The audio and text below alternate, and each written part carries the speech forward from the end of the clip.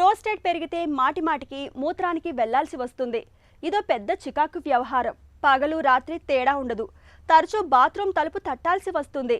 మగవారిని బాగా ఇబ్బంది పెట్టే ఈ సమస్యకు నిన్న మొన్నటి దాకా సంప్రదాయకంగా పెద్దగా కోత పెట్టి సర్జరీ చేసేవాళ్ళు. అయితే వీటితో ఉన్న ప్రతికూలతలను అధిగమిస్తూ prostatic artery embolisation, Rezum therapy, UroLift వంటి సరికొత్త చికిత్సలు ఇవాళ మనకు అందుబాటులోకి వచ్చాయి.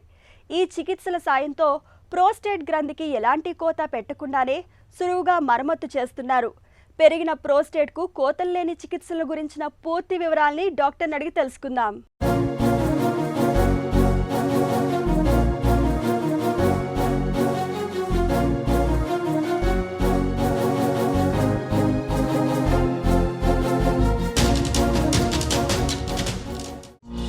ప్రోస్టేట్ పెరగటం అంటే ఏంటి? ప్రాస్టేటిక్ ఎన్లార్జ్మెంట్ అంటే ప్రాస్టేట్ గ్రంథిలో పెరుగుదల. 50 ఏళ్ళ పైబడిన వాళ్ళలో ఇది చాలా కామన్గా చూస్తాము. దానివల్ల మూత్ర విసర్జనలో వాళ్ళకి చాలా కష్టాలు కలుగుతూ ఉంటాయి. ఈ పెరుగుదల అనేది కొద్దిగా ఉన్నంత వరకు, ప్రాబ్లం ఎక్కువగా లేదు అన్నంత వరకు మనం మందులు ఇచ్చి దాన్ని మేనేజ్ చేయడం జరుగుతూ ఉంటుంది. కానీ కొంతమందిలో ఆ ప్రాబ్లం అనేది ఎక్కువ అవడం, మందులు ఇచ్చినా మేనేజ్ కాకపోవడం వల్ల మనం ఆపరేషన్లు అనేది చేయడం జరుగుతూ ఉంటుంది. పెరిగిన ప్రోస్టేట్కు చికిత్స చేయడంలో కొత్తగా వచ్చిన మార్పులేంటి? 50 ఏళ్ల ముందు కోసి ఆపరేషన్ చేసేవాళ్ళు. ఒక 40 ఏళ్ళు 20-30 ఏళ్ల ముందు ఎండోస్కోపిక్గా ఆపరేషన్ చేసామంటే మూత్రం వచ్చే నాళంలో ఎండోస్కోప్ అనేది పాస్ చేసి ఆ కండని కట్ చేసి తీసేసిన దానివల్ల యూరిన్ ఫ్రీగా పాస్ చేసేవాళ్ళు. ఆ ఆపరేషన్ల వల్ల కొద్దిగా బ్లడ్ లాస్ అవి ఎక్కువగా ఉండేది. టెక్నాలజీ కూడా అంత గొప్పది కాకుండా ఉండేది. ఒక 20 ఏళ్ల ముందు కొత్తగా లేజర్ టెక్నాలజీ రావడం జరిగింది. దాంతో ఈ లేజర్తో కట్ చేయడం వల్ల కొద్దో గొప్ప బ్లడ్ లాస్ తగ్గిపోవడం, చాలామందికి చాలా సునాయాసంగా ఆపరేషన్ చేయడం, వాళ్ళు మూత్ర విసర్జన నార్మల్గా రావడం అనేది జరిగింది. సో అది ఒక స్టాండర్డ్ ప్రాక్టీస్ అయిపోయింది. ఏంటి, ఎండోస్కోప్ వేసి అక్కడ లోపల ఉన్న కండ ఏదో ఒక ఎనర్జీ ద్వారా తీసేయడం, దానివల్ల వాళ్ళు యూరిన్ ఫ్రీగా పాస్ చేయడం. ఈ రోజు కూడా అదొక స్టాండర్డ్ ఆపరేటింగ్ ప్రొసీజర్, ఎస్ఓపి కింద కన్సిడర్ చేస్తాం. కానీ వీటిల్లో ఒక డిసడ్వాంటేజ్ ఉంటుంది. అది ఏమిటి అంటే, ఈ ఆపరేషన్ చేసుకున్న తర్వాత అంగస్తంభన అయ్యి సంభోగం చేసిన తర్వాత, సెక్స్ చేసిన తర్వాత ఎజాకులేషన్ అంటే వీర్యం అనేది బయటికి రాదు. ఏదో వచ్చి 1-2 చుక్కలు వచ్చినట్టు అనిపిస్తుంది. మిగతా వీర్యం అంతా ఆ మూత్ర నాళంలోనే ఆగి ఎప్పుడైతే మూత్రం పోస్తారో అప్పుడు అది పూర్తిగా బయటికి రావడం అనేది జరుగుతుంది. సో దీన్ని రెట్రోగ్రేడ్ ఎజాకులేషన్ అంటాం. దానివల్ల ఎలాంటి నష్టం జరగకపోయినా చాలామంది యంగ్ పీపుల్లో అంటే 50-55 ఏళ్ళ వాళ్ళలో వాళ్ళు కొంచెం అనీజీగా ఫీల్ అవుతారు. కొంతమందిలో ఈ మధ్యకాలంలో చాలామంది 45-50-55 కూడా పెళ్లి చేసుకుంటున్నారు. అప్పుడు పిల్లలు కలాని అనుకున్న పక్షంలో ఇది ఒక ఇబ్బందికరంగా మారుతుంది. ఈ లాస్ట్ 1 decade అంటే ఈ లాస్ట్ 10 సంవత్సరాల్లో ఈ రెట్రోగ్రేడ్ ఎజాకులేషన్ అనేది కాకుండా ఈ వీర్యం అనేది బయటకు వచ్చేటట్టు, అంటే ప్రాస్టేటిక్ మనం ట్రీట్మెంట్ చేయాలి, వీర్యము బయటికి రావాలి. సో ఈ ప్రాస్టేటిక్ ఎన్లార్జ్మెంట్కి మనం ఏదైతే ట్రీట్మెంట్స్ అనేది ఆలోచిస్తున్నామో అవి ఈ మధ్య కాలంలో కొత్తగా మనం కనిపెట్టడం జరిగింది. వాటిల్లో 3 రెగ్యులర్గా పేషెంట్స్కి చేయడం అనేది జరుగుతూ ఉంటుంది. ప్రోస్టాటిక్ ఆర్టరీ ఎంబోలైజేషన్ అంటే ఏంటి? ప్రాస్టేటిక్ ఆర్టరీ ఎంబోలైజేషన్ అంటే ఈ ప్రాస్టేట్ గ్రంథికి బ్లడ్ సప్లై చేసే ఏదైతే ఆర్టరీస్ అనేది ఉంటాయో, రక్తనాళాలు ఉంటాయో వాటిని బ్లాక్ చేసేయడం అనేది జరుగుతుంది. ఈ ప్రాస్టేటిక్ ఆర్టరీ ఎంబోలైజేషన్ వల్ల వాళ్ళకి ఏమవుతుందంటే ప్రాస్టేట్ అనేది ష్రింక్ అయ్యి ఆ మూత్ర విసర్జన మళ్ళీ నార్మల్ అయ్యే అవకాశం ఉంటుంది. ఇది అందరికీ వర్తించదండి. కొంతమందిలో సైజు పెద్దగా ఉన్న వాళ్ళలో అది, కొంతమందిలో ఈ విధంగా మనం ట్రీట్మెంట్ చేసే అవకాశం ఉంటుంది. కానీ దానికి తగ్గట్టుగా దాని కాంప్లికేషన్స్, దానివల్ల వచ్చే కొన్ని రిటెన్షన్, అంటే చేసిన తర్వాత కొన్ని రోజుల వరకు బాగా వాపు రావడం, చాలా రోజులుగా ట్యూబ్ పెట్టుకుని ఉండాల్సిన అవసరం రావడం, ఇలాంటి ఇబ్బందులు ఉంటాయండి. రెజ్యూమ్ థెరపీలో ప్రోస్టేట్ గ్రంథికి ఎలా చికిత్స చేస్తారు? రెజ్యూమ్ అంటే వాటర్ వేపర్ థెరపీ.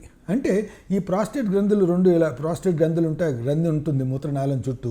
ఆ గ్రంథిలోకి ఒక నీడిల్ ద్వారా ఒక వాటర్ వేపర్ పెడతాం. ఆ వాటర్ వేపర్ వల్ల ఏమవుతుంది, అది వెట్ హీట్తో ఆ ప్రాస్టేట్ గ్రంథిని ఆ కణాలని చంపేస్తుంది. అంటే అది అపాప్టసిస్లోకి వెళ్ళిపోతాయి, ష్రింక్ అయిపోతాయి. ఆ ష్రింక్ వేడిగా ఉంటుంది, అది హీటెడ్ వాటర్ వేపర్. ఈ విధంగా జరిగిన దానివల్ల ప్రాస్టేట్ గ్రంథి ష్రింక్ అవుతుంది. ఇది ఇప్పుడిప్పుడే ఇండియాలో రావడం జరుగుతూ ఉంది. కానీ దీంట్లో కూడా అదే ప్రాబ్లమ్స్ అండి. చాలామంది యూరిన్ పాస్ చేయరు. చాలామందికి 1-2 నెలల వరకు మూత్రనాళంలో గొట్టం అలానే పెట్టుకొని ఉండాల్సిన అవసరం ఉంటుంది. సో అదొక చికాకుగా ఉంటుంది. కొన్ని రోజులుగా అది ష్రింక్ అయిన తర్వాత వాళ్ళు మూత్ర విసర్జన బాగానే ఉంటుంది. చేసిన తర్వాత కూడా కొన్ని రోజుల వరకు ఫ్రీగా ఉండే అవకాశం ఉంటుంది.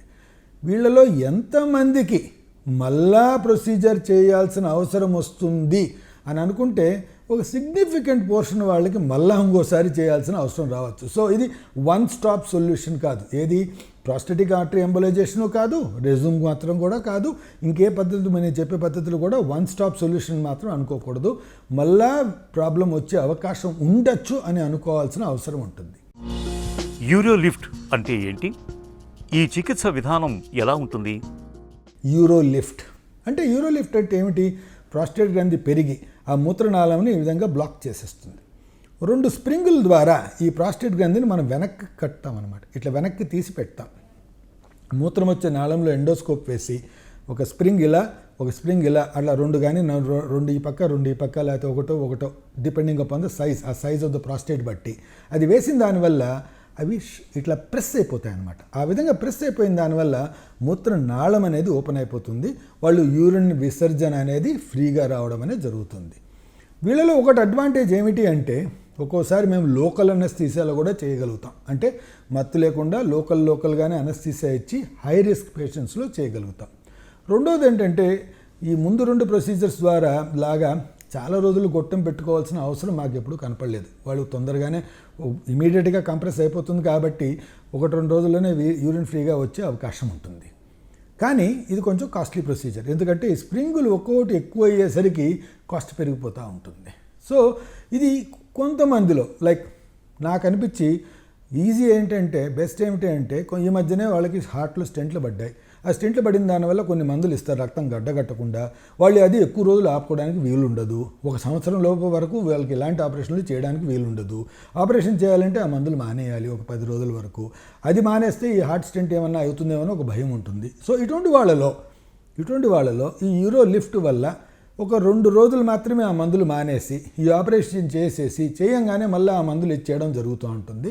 సో ఇటువంటి వాళ్ళలో సిక్ పేషెంట్స్లో ఎలాంటి ఆపరేషన్కి వాళ్ళు కష్టమవుతుంది, వాళ్ళు చాలా రిస్క్గా ఉన్నారు అనుకున్న వాళ్ళలో, ట్యూబ్ పెట్టుకుని ఆ ట్యూబ్తో బతికించాలి, ట్యూబ్తోనే జీవించాలి అనుకున్న వాళ్ళలో ఈ లోకల్ అనస్థీసియాలో యూరో లిఫ్ట్ చేసి వాళ్ళ చేత మూత్రం పోయించడం అనేది జరగచ్చు. ప్రోస్టేట్ గ్రంథి పెరగటంపై ఎలాంటి అవగాహన అవసరం?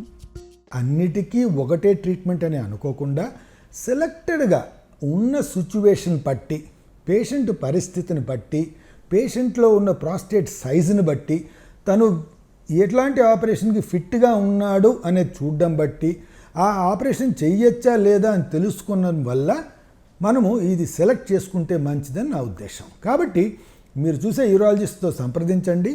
ఎలాంటి ఆపరేషన్ అయితే మీకు మంచిదో అని ఒక డెసిషన్ తీసుకొని అదే సెలెక్ట్ చేసుకుంటే మంచిది. ప్రోస్టేట్ గ్రంథి పెరిగిన వారికి embolisation, Rezum therapy, UroLift చికిత్సల్ని నిజంగా ఒక వరం అనే చెప్పుకోవచ్చు. పెద్దగా కోతలు పెట్టకుండానే ప్రోస్టేట్ సమస్యల్ని చక్కగా బాగు చేయొచ్చు.